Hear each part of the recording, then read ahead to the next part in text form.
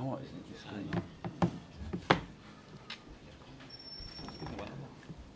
So what was the main thing you took away from that today? I think it was a good training session for a lot of the guys. A lot of guys feel minutes and improve. I like the fact we didn't give up. We never gave in, even from being behind. The guys didn't accept that, and I think it also showed that we need to strengthen a little bit in certain places as well. So the good ones that came on and made a difference are really good, and then there's some ones that really pushed in the starting team that did really well. And then we just need a bit more depth and a bit more help in a few areas, I think, which will come, and we're working really hard to get. But I was pleased with a lot. The first half was a bit frustrating because we're playing against a good team. They're athletic, they pressed really aggressively, but a lot of the moments that were uncomfortable for us were down to a lack of intensity on our part. And I said to the guys, I didn't like the warm-up. There's a bit of disappointment in a few people, maybe not in the team and all that stuff, but if you're disappointed, and especially playing for this football club, you have to show it in being more aggressive, more intense, not being downbeat and sort of just being out there and letting the game pass you by a little bit. So they know that now, and that can't happen. It can't be a problem for us that there's, whenever you step on the pitch for this club and this team, you have to be all in, you have to be. So yeah, that was a good lesson for a couple, and the rest I'm really pleased with, and we're better than we were before the game for sure. I'm sure you're not happy about it, but is it almost good to learn those things maybe at this stage of the season? I think we're learning about people all the time, and every situation is different. Every person not as a player but as a person is different. But yeah, I think there was just a little bit too much in the first half that I didn't really like. So and there were some good moments in the first half, but you know, I think the thing to take is like when you're not playing or not in the starting 11 right now, and by the way, we're at the start of a very, very long season. We are going to need everyone. I've told them that, but you need to be a bit more like Oscar, run really hard. Maybe the end product wasn't quite there today because he hasn't played too much, but effort, endeavour, willingness to run, to help your mate, fantastic. Josh Gentle's the same. So that's where you need to be if you want to be part of this in the long term. You seemed visibly frustrated at not getting a penalty. Could you give us your reaction to that and then take us through what? Yeah, it was frustration at a bit of the performance as well in the first half, because I can always accept if the intensity is there, the courage is there, and we're not quite there tactically and we need to fix a few things, but I didn't like the energy or the body language of too many on the pitch in the first 20-25 minutes. They got through that and got better, a bit more intensity, which helped us. So I will give them big credit for coming through that and getting through that. And then I think we should have had a penalty. We should have had a fourth official who could definitely help the officials. And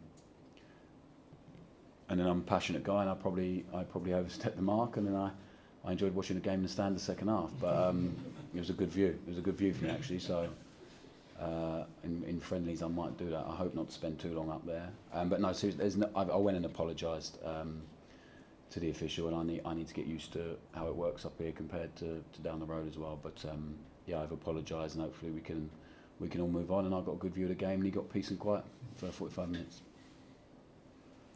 Russell, there's no Hamza Igamane in the squad today. What's the situation with him? He picked up a little injury on Tuesday night, so I think he missed a lot of pre-season, and he's been really trying hard to catch up fitness-wise. And he's got himself in a good place. And then the other night, the intensity of the game coming onto that is not easy, but he's not going to be out for a long time. He's a big, strong boy, and we hope to have him back on Wednesday night. Just it would have been madness to risk him today, really.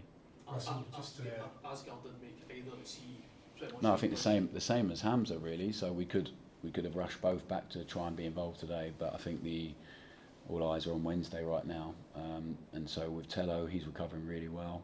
He's athletically really, really good. But we'll just have to wait and see. Got a chance for midweek? Yeah, both.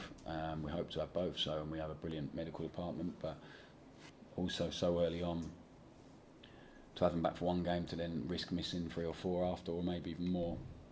We just got to assess that risk and make sure that everyone's really comfortable with it as and when they're back.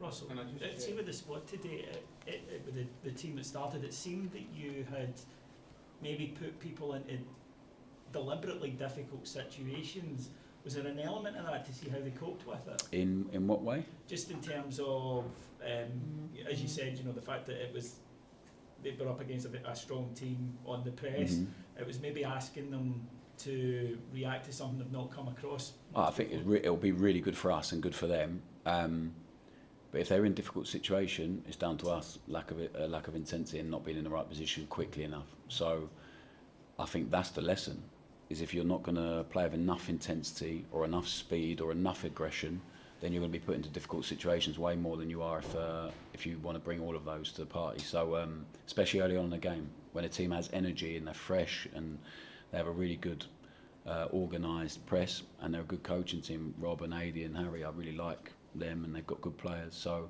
we knew it'd be difficult for the guys. I don't think we expected anything less, but be difficult on our terms. So if we're running, being aggressive, playing with intensity and it's still difficult, then we can look at it and try and fix it. But don't be difficult on someone else's terms, if that makes sense. Yes, it does. Can I just check, there's no concern or a suggestion you could face a touchline ban, is there? Me? Yeah, After that? after what happened. No, I don't think so, no.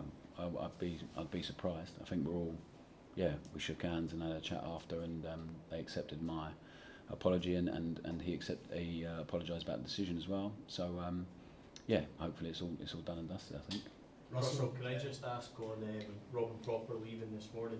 You've spoken now consistently the last 2 or 3 press conferences about this squad being extremely different towards the end of the window.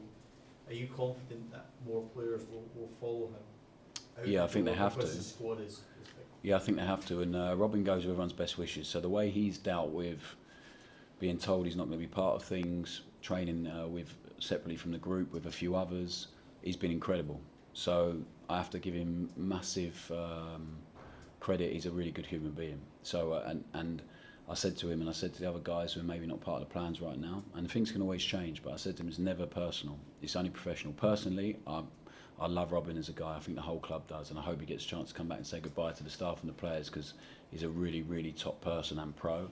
And then professionally, unfortunately for him, it's transpired we don't see him as part of that, and he's accepted that with hard work, being good for the group. When he has trained with the group, he's been fantastic, and he goes with everyone's best wishes. And I really wish him the best of success, and he deserves that.